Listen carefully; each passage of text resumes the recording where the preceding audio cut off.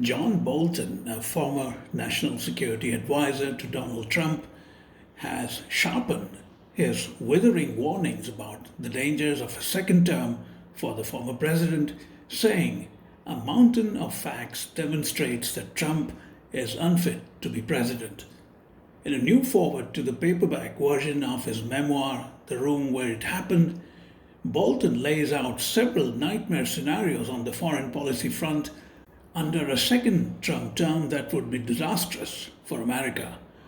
From withdrawing the US from NATO to exacting political retribution, Bolton, a former ambassador to the United Nations, addresses a wide range of issues.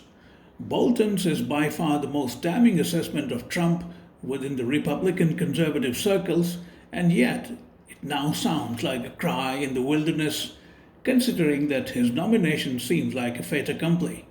Interestingly, Bolton has said Trump's only rival for the Republican nomination, former South Carolina Governor Nikki Haley, who also happens to be a former US ambassador to the UN, should persist with her challenge and take it all the way to the party's convention. John Bolton spoke to Mayank Chai reports from Washington. In the new forward, you offer a withering assessment of former President Trump. You write, and I quote, a mountain of facts demonstrates that Trump is unfit to be president. Give us a glimpse of those facts, and while you're at it, also lay out your worst case scenarios in his possible second term. Well, I think the basic manuscript of The Room Where It Happened lays out what I saw in my 17 months as national security advisor, and certainly in the foreign and defense policy space. Trump is just over his head in terms of dealing with issues that are of critical importance to American national security and to our friends and allies around the world. He doesn't see authoritarian leaders like Xi Jinping and Vladimir Putin for what they are. I think they're looking forward to him being reelected because it would make their jobs a lot easier. He doesn't think in long-term perspectives. He doesn't plan ahead against contingencies. His decision-making in crises, I think, is very, very troubling. So what I try and do in this new forward really is say, look, you can take Trump's first 4 years as indicative of what a second term would be. And I try in the forward to speculate what a second term would be and how much damage it could cause. And just as one example, I think it's nearly certain that Trump will try and withdraw the United States from NATO, which would be devastating in the North Atlantic, but I think devastating around the world because it would undercut the credibility of any American commitment to support allies threatened by hostile neighbors. Yours is by far the most damning assessment of Trump within the Republican conservative circles. And yet it sounds like a cry in the wilderness, considering that his nomination seems almost a fait accompli now. Explain why that is. Well, I agree with you. Trump's nearly certain to be the nominee. I haven't given up yet. I think a lot of things could happen. We just saw in the past 24 hours on the Democratic side, the special counsel reporting on Biden's classified documents problem, revealing things about his memory that I can tell you here in Washington have people in the Democratic Party shaking their heads. So it's a long time, and I think it's important not to forget what we're ultimately talking about here, which is not just who is president, as important as that is, but the fundamental philosophical directions of the country. So we'll survive Donald Trump if he's reelected. He'll cause a lot of damage, unfortunately, but we'll survive, and thinking about getting through it is important. And, you know, the reason I suppose he's where he is in terms of getting the Republican nomination is the country is very, very divided politically. You can see that in the 51-49 shape of the Senate, the 2 or 3 vote majority in the 435 member House. And when there are partisan divisions that deep, emotions tend to run high. Trump has a base of supporters who think that he's the only thing that's going to save us from cataclysm if Biden is reelected. And of course, Biden has his supporters who think the same thing about Trump. So it's not, from my perspective, it's not the best political environment I've ever been in. But as I say, I take a long-term view here. I haven't given up on defeating Trump, but I'm also thinking about what we need to do to repair the damage if he does get a second term. Aren't you worried that such a large number of people have essentially mortgaged their moral compass on either side?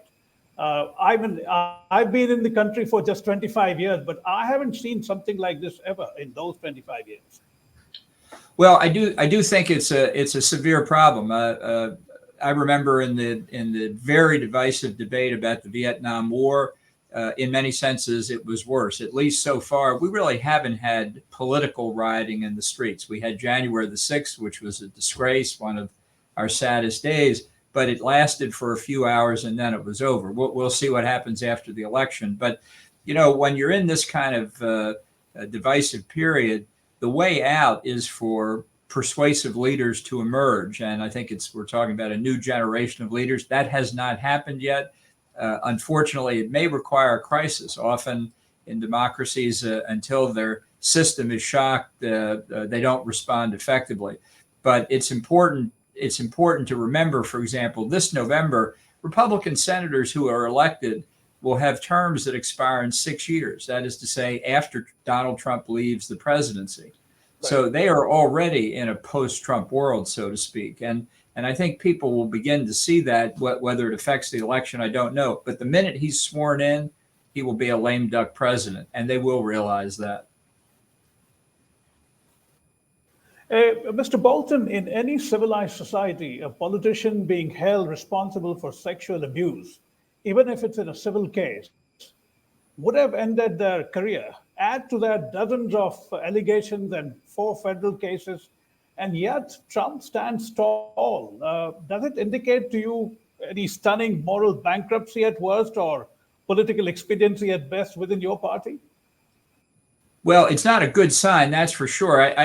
Trump has an amazing ability to take events which, as you rightly say, would have been catastrophic for anybody else's political career and turn them to his advantage. He is an anomaly in American politics that way. People used to call Ronald Reagan the Teflon president because nothing stuck when he was criticized, but he was never criticized for anything close to what Trump has been indicted for, in effect. And I do think it's the playing out of at least some of the criminal indictments that could yet disrupt his campaign. I think Republicans, as they see perhaps Trump getting closer to being convicted in one of these criminal cases, they'll realize that such a person cannot win in November.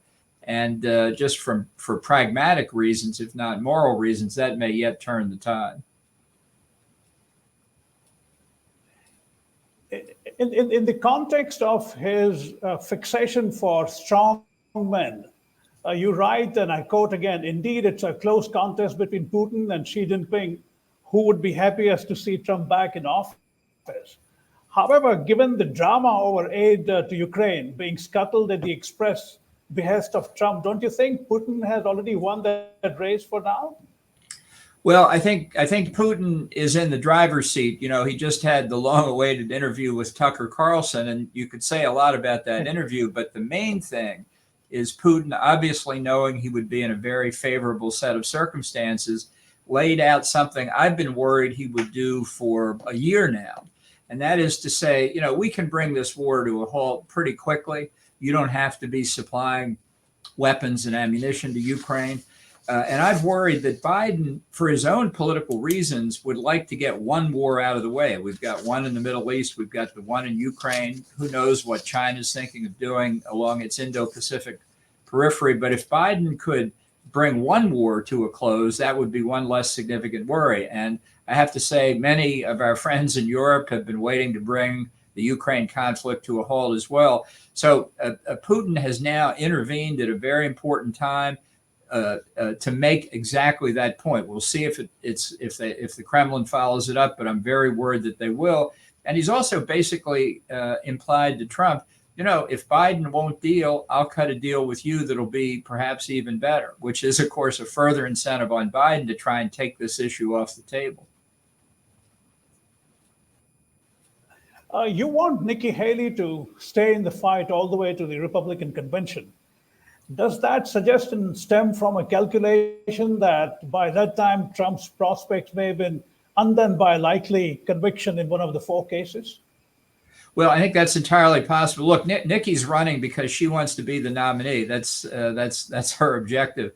My objective is somewhat different. I'm hoping she will also effectively carry the flag for all the Republicans who don't want Trump to be the nominee. And if Trump began to collapse, I think some of the candidates who have suspended their campaigns could come back in. I think it's possible that people who didn't declare initially might come in. That wouldn't help Nikki. So I'm really asking her to do a very selfless thing in a sense, but to keep this thing from closing down entirely.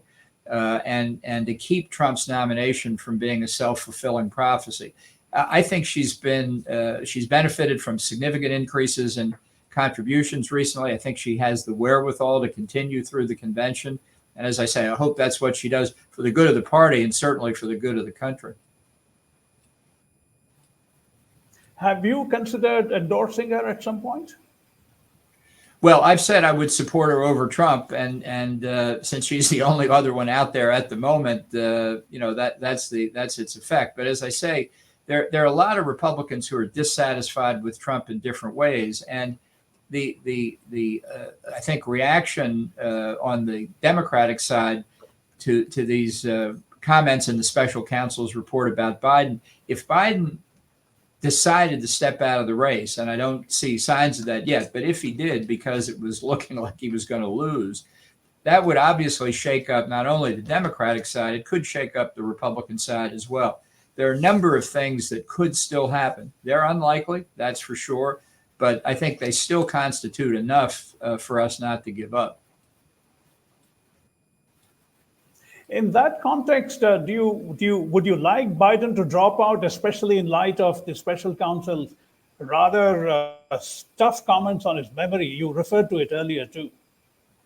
Yeah, look, Democrats probably don't appreciate the free advice, but Biden is very vulnerable to Trump. His unpopularity is high. His conditions, his fitness for office are questioned by even 50% of Democratic voters. This is a serious problem that's not going to get better. If they opened up their primary process, you'd see, by definition, a lot of younger candidates. There'd be vigor and excitement in their race. And a lot of Republicans could say, erroneously, but they could say, Biden stole the election in 2020, but if he's off the ticket, great, we've taken care of him. We don't need Trump to try and vindicate our view of what happened in 2020. It's a bank shot, as they say in pool, but I think it's entirely feasible. Right. So in a sense, you're saying Biden's dropping out could, in a way, bolster the Republicans who do not want Trump to run. Yes, I think it makes it much easier to say, look, it's no longer a competition between somebody who's 81 and somebody who's 77 or 78. Right.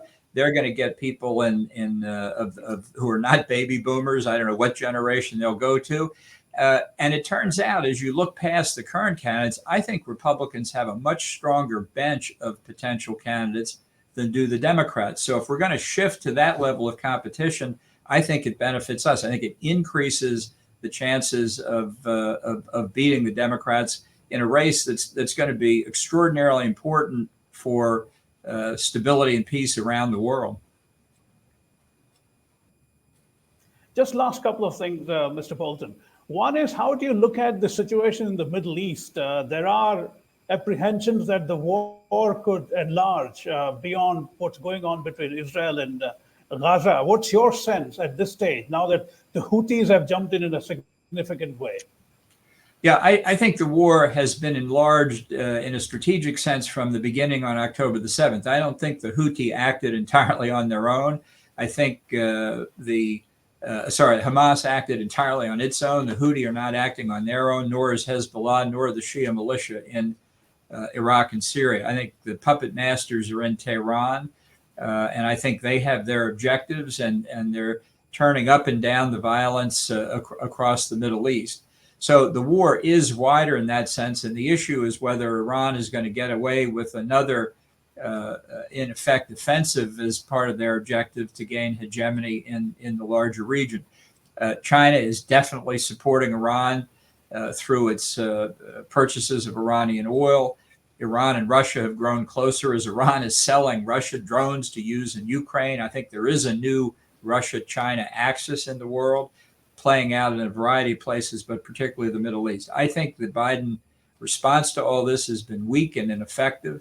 And I think until we make it clear to the Ayatollahs in Tehran through the use of military force against targets inside Iran, I think they'll continue pressing. I think it's the old Mao Zedong adage that you press the bayonet until you meet concrete, and then you stop pressing. And they have not, the Iranians have not met effective opposition yet.